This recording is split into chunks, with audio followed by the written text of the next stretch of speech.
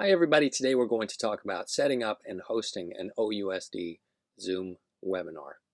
Now to host a webinar, you need to have access to one of the OUSD webinar accounts. You can make a request with the help desk to get access to one of those accounts. And right now we're going to use one of these accounts to get set up and start hosting this webinar. So I'm signed into Zoom with the Webinar 4 account, and then I'm going to go in the left sidebar to Webinars, and then Schedule a Webinar. And here we can name the webinar. I'm just going to leave that the way that it is. You can choose the day and the time, the duration, and a couple of options here. I'm not going to require registration. You can require a webinar passcode for extra security, but I'm going to turn that off for right now. I'm going to have the host and the panelists, who are the only people that can be seen and heard during the webinar, have their video on to start the webinar. They can change this as they go on. The rest of the participants will not normally be seen and heard. Go down to a couple of other options here. I'm going to leave the Q&A on. I like that. That's kind of a structured question and answer feature.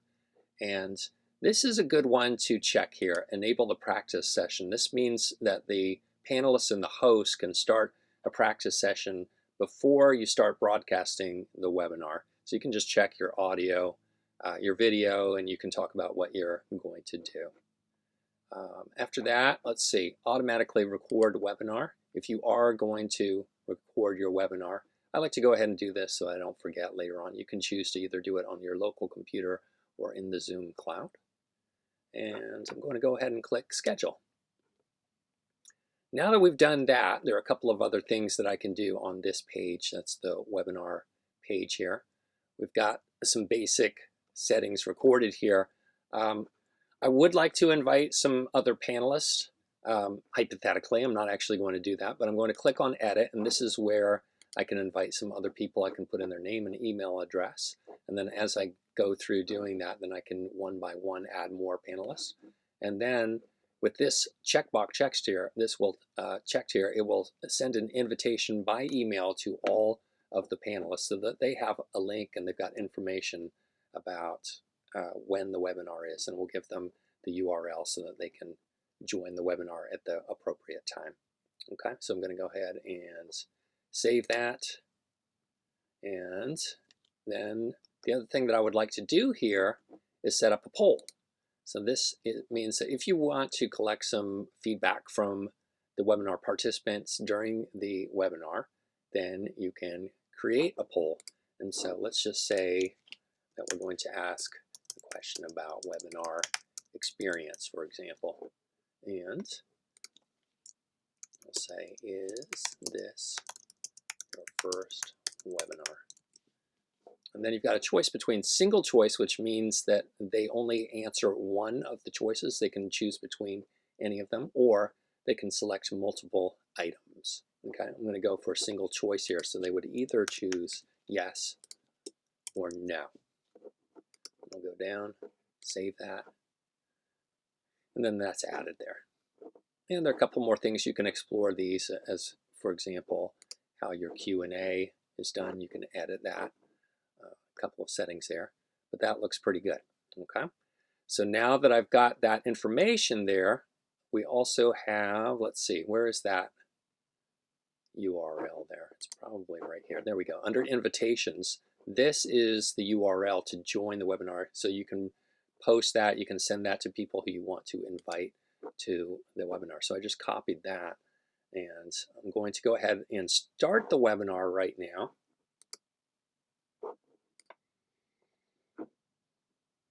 Okay, so we have gotten started. However, we have not actually started the webinar because you can see a message up here. You're in a practice session. Attendees cannot join until you start the webinar. And that's because we opted for a practice session. This is when you and the other panelists can join a little bit ahead of time, and you can practice, make sure that your video is working, that your audio is working, and talk about what you're going to do during the webinar. You can also just check out your controls just to make sure that you're familiar with everything that is down here. And there's a lot that will be familiar to you. you can, for example, open up a chat window. That probably looks familiar to you, and I'm just going to click on these three dots here so you can see that you've got some options. You can basically turn off chat if you select no one down here, or attendees can chat only with the panelists or basically with everyone. Okay.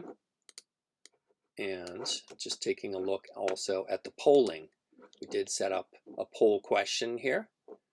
So we can see that that is there. You can also allow the panelists themselves to vote in addition to all of the participants. And when you're ready, you can launch that poll. And you can also edit the poll on the fly. You've also got your Q&A.